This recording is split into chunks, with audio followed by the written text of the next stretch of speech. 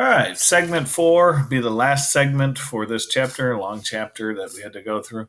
Last segment, though, we talked about polarity, whether a bond is polar or nonpolar, basically by looking at their differences in electronegativity. But that doesn't tell us that the molecule itself, the whole molecule, has one side that is more negative than the other. What we have to be able to do is look at the shape.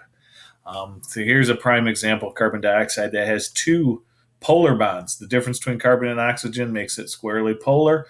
But notice which way the arrows are opposite each other. And as long as they're the same electronegativities, those two polarities are going to cancel out. So you have tug of war. You have oxygen pulling on this side and the other oxygen pulling on the other side with the exact same strength.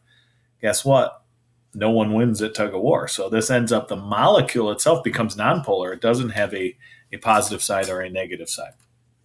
Whereas I gave an example of water, ends up water being a polar bond between the oxygen and the hydrogen, both sides, but it's not a linear, it's not linear, it's a bent shape.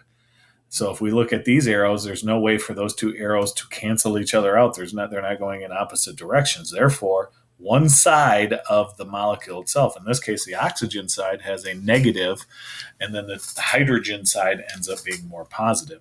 So this would end up being a polar molecule. And again, with the whole idea with molecules, whether they're polar or nonpolar, if you got any questions, go ahead and give me an email, and I will try to get back to you as fast as I can. Once we figure out the polarities, whether it's nonpolar, polar, or ionic, now we can go ahead and look at it and we can say, what are the intermolecular forces that are holding molecules together? What makes molecules themselves, one individual molecule, stick with another molecule?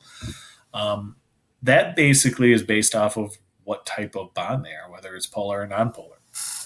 And there end up being basically three forces, and then a fourth one that goes along with ionic, which is what totally different, because that was last chapter. First one's called a dispersion force, called it a London dispersion force. It's the weakest, and it's nonpolar. Anything that's nonpolar will have very little ability to stay close to each other or even want to stick to each other, but they do stick a little bit, but it's a very weak force. Number two is a dipole. We call it a dipole because there are two sets of poles. Each molecule that's going to stick together it's a polar molecule, so there will be a positive side and a negative side, which then will cause them to stick together. So we call that a dipole interaction between them. We do add a third type of intermolecular force in here, and that's called hydrogen bonding. The reason for that is because it's the strongest of the polar molecules. And why is that? Because hydrogen is bonding with nitrogen, oxygen, fluorine, or chlorine. It's got to be those, it has to be an interaction between hydrogen and one of those four elements.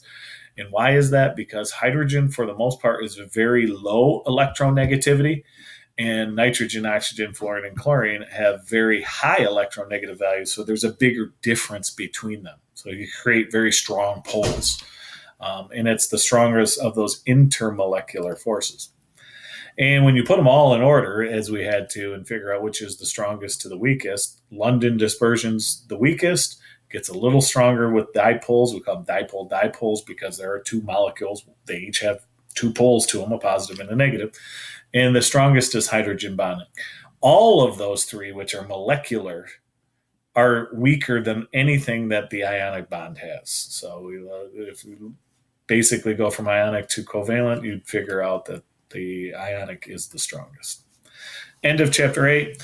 Make sure if you have any questions, you're not sure about something, watch additional videos, full PowerPoints, and if you have any questions, just email me. Thanks, and we'll see you next week.